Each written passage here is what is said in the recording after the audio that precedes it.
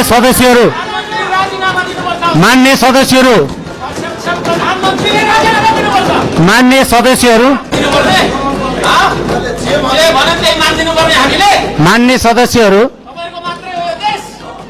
मान्य सदस्यहरू आफ्नो भाषालाई मर्यादित गर्नुहोस्। यो नेपाली जनताले तपाईहरुलाई निर्वाचित गरेर पठाएको सम्मानित सदन हो।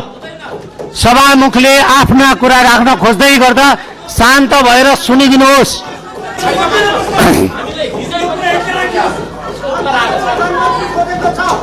यसरी हुँदैन।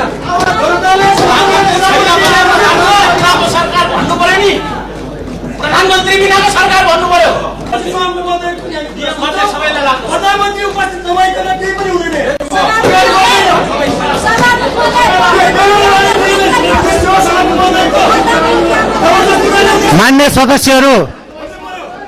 मान्य सदस्यहरू एकछिन शान्त रहिदिनुहोस्।